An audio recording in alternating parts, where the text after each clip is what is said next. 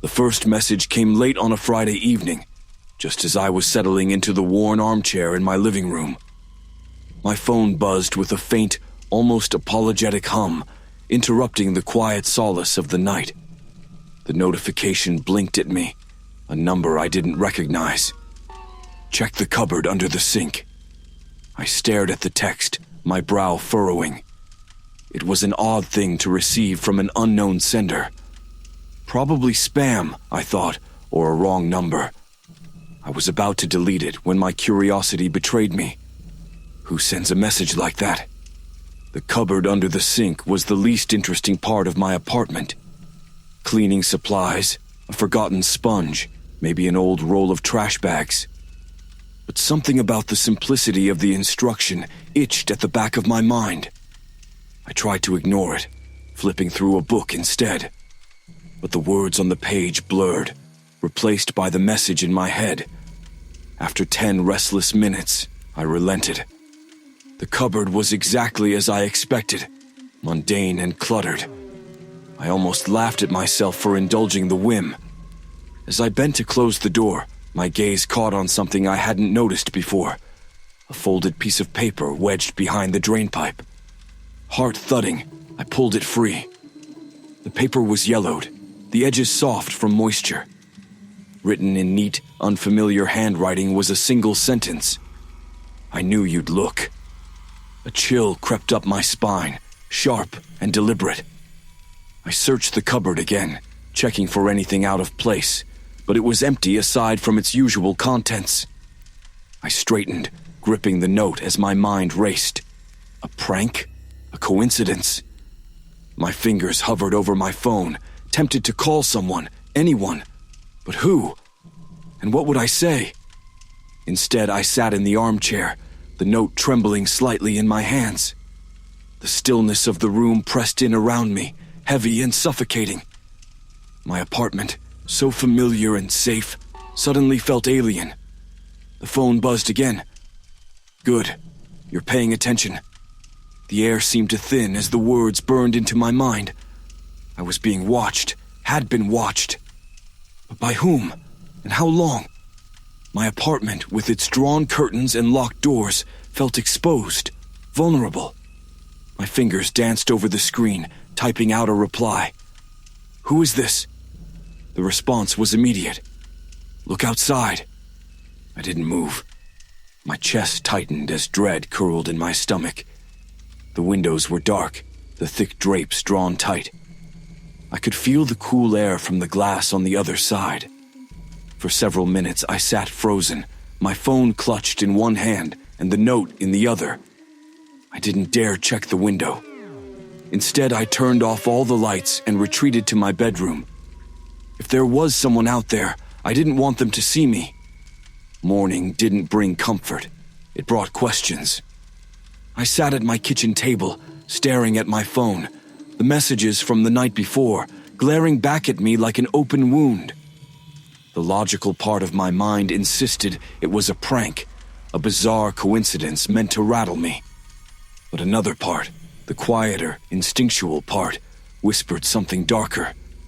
The next message arrived just as the sun crept into the room, bathing the walls in a pale, watery light. You shouldn't have ignored me. The words chilled me. I hadn't told anyone what had happened. I hadn't replied to the last text, hadn't dared to look out the window. Whoever this was, they were trying to get under my skin, and succeeding.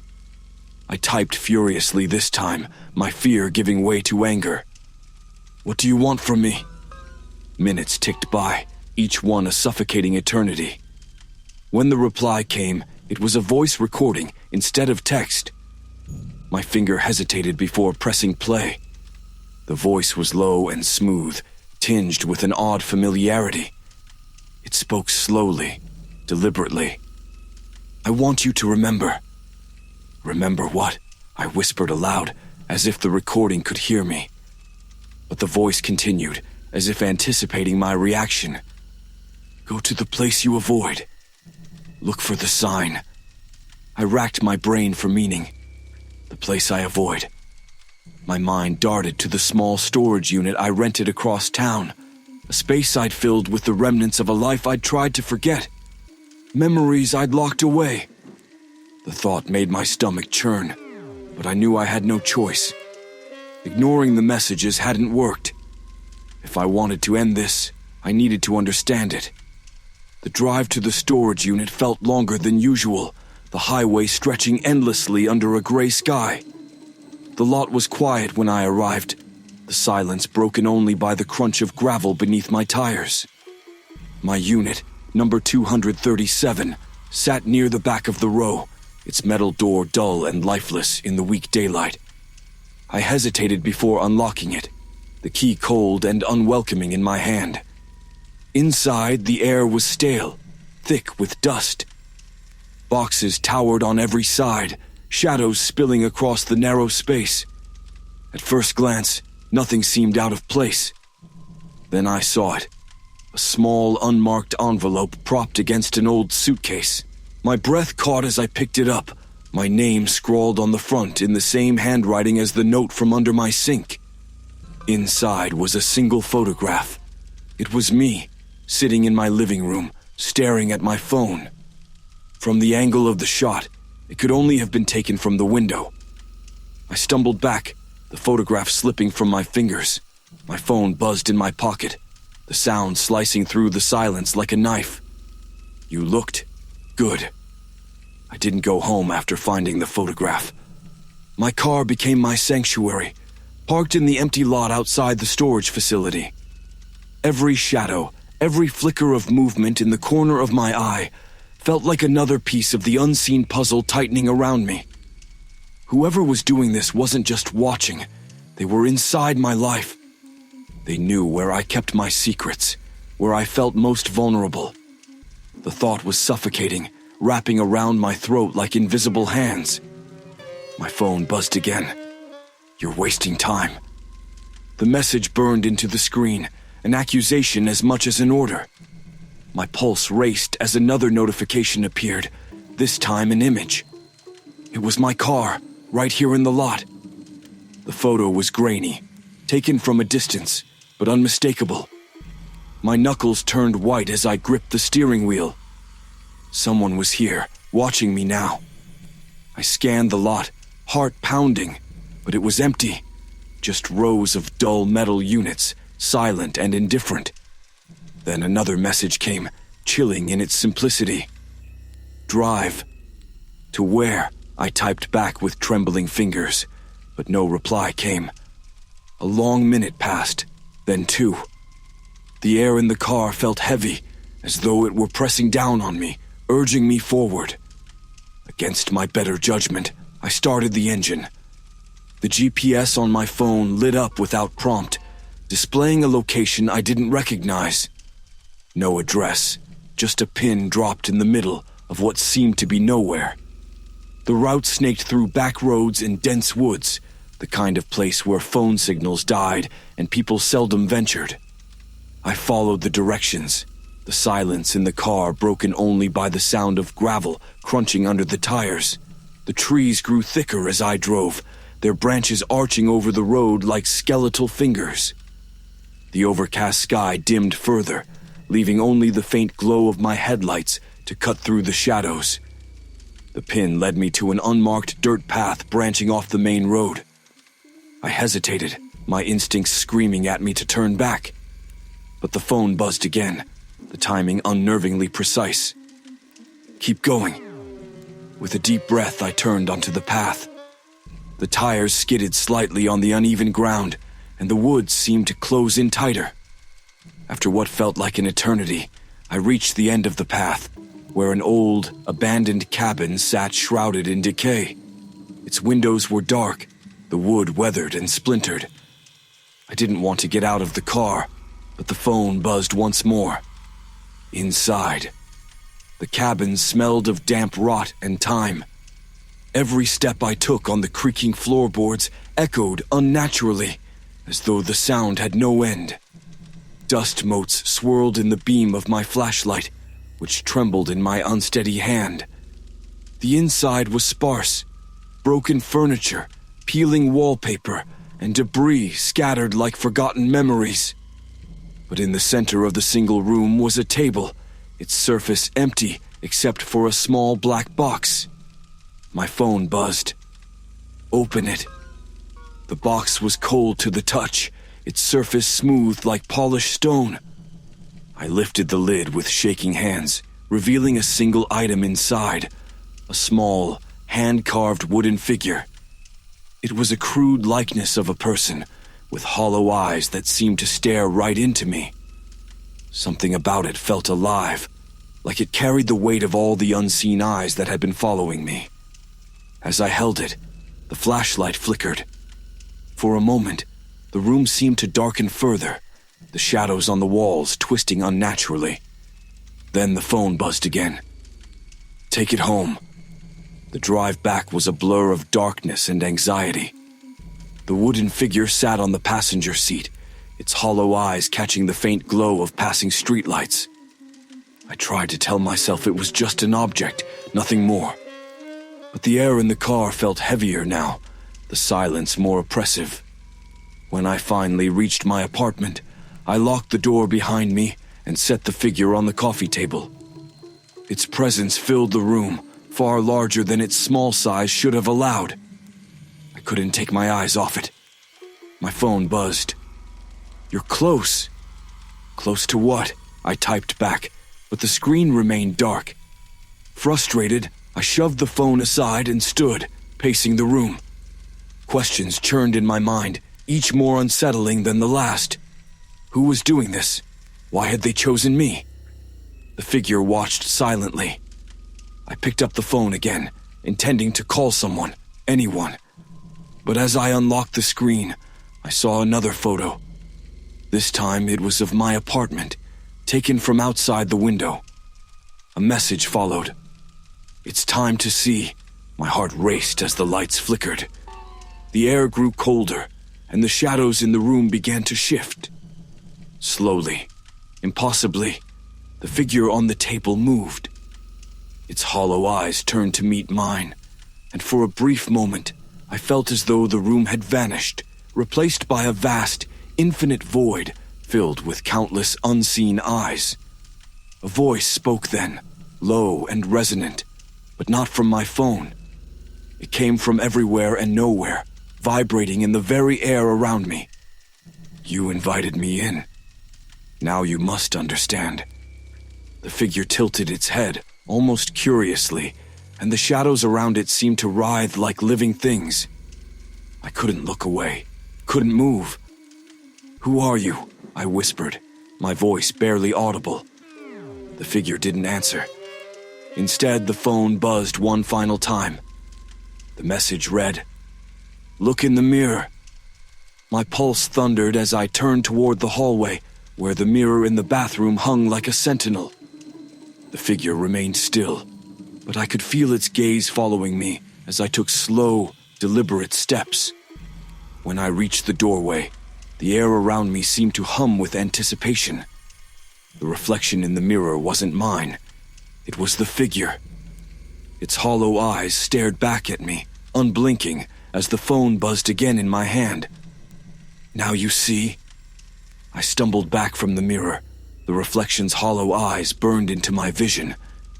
My breath came in short, ragged gasps, the air in the apartment thick and cold. The phone buzzed in my trembling hand, but I didn't look at it. I couldn't. The screen was an anchor pulling me further into whatever this was. Instead, I turned toward the figure on the table, still as stone but impossibly alive. The shadows around it rippled, defying the steady glow of the lamp above. Its carved features seemed more defined now, as though it were shifting in ways I couldn't fully perceive. "What do you want from me?" I demanded, my voice cracking in the suffocating stillness. The figure didn't move, but the temperature in the room plummeted further. My breath frosted in the air. Then the shadows began to crawl, not outward but upward, scaling the walls like inky tendrils. The room dimmed as the darkness crept closer, erasing the edges of my vision. The phone buzzed again. Against my better judgment, I looked. The message was only one word. Decide. Decide what? I whispered. My voice barely carried in the dense, pressing silence. The question hung unanswered, swallowed by the oppressive atmosphere. The figure shifted, only slightly, but enough to send a jolt of terror through me. Its carved head tilted again, mimicking the motion it had made earlier. This time I saw it. A faint shimmer in the hollow of its eyes, like the suggestion of movement deep within. It was as if something lived inside it, pressing against its wooden prison. Another buzz. Look again. My eyes darted to the mirror in the hallway, its surface gleaming faintly in the dim light. I didn't want to obey, but the pull was irresistible, like an invisible thread wrapped around my will. Slowly I edged toward the bathroom, each step heavy and reluctant. When I reached the doorway, the reflection was waiting. It wasn't me. The figure now stood where I should have been, tall and silent, its hollow eyes fixed on mine. The shadows in the mirror didn't match the room around me. They writhed and pulsed, alive in a way that defied reality. The figure raised one hand, wooden, splintered, yet disturbingly human, and pointed at me through the glass. I recoiled, stepping back into the hallway, but the apartment had changed. The walls were coated in dark, rippling shadows, and the corners of the room seemed to stretch endlessly into black voids. The figure on the table was gone. Number not gone. It was behind me. I felt it before I turned, the weight of its presence, the cold that radiated from it, the silent way the air seemed to bend around it. My breath caught as I forced myself to face it. The figure loomed, far larger than before. Its hollow eyes bored into me, and I felt the weight of its stare like a physical force pressing down on my chest. Shadows rippled and curled around its wooden limbs, forming tendrils that stretched toward the ceiling. The phone buzzed, its vibration sharp against the stillness. Choose. Leave or stay. My heart thundered as I read the words. The phone felt impossibly heavy in my hand. What does that mean? I shouted into the suffocating air. My voice echoed unnaturally, as though the space around me had expanded. The figure tilted its head once more. The shadows around it receded slightly, creating a narrow path to the door. Beyond it, the hallway shimmered faintly, the edges of reality flickering like static on a screen. Leave. The word hung unspoken in the air, but I heard it as clearly as if it had been whispered into my ear. The figure didn't move, but the pressure in the room seemed to intensify, urging me toward the exit. My feet felt leaden, but I forced myself to step forward, inching closer to the door. But as I reached for the handle, the phone buzzed again. I glanced at the screen, and my blood ran cold. What waits outside is worse. My hand froze midair. The door loomed before me, an escape or a trap. I turned back to the figure, desperate for answers, but its hollow eyes betrayed nothing. The shadows around it began to swell again, closing in on the narrow path. I had to choose. The air grew heavier, the shadows pressing closer, whispering with voices I couldn't understand. My thoughts raced, but every path ended in uncertainty, every choice weighed down by the unknown. The figure extended one arm, its wooden hand pointing at the mirror once more. I turned reluctantly, catching one last glimpse of the reflection. It was me again. But something was wrong. My reflection smiled, a cold, hollow smile that didn't belong to me. The phone buzzed one final time. Choose quickly. I stood frozen, the weight of the unseen eyes suffocating me. And then, I made my choice. The door creaked open. The shadows swallowed everything.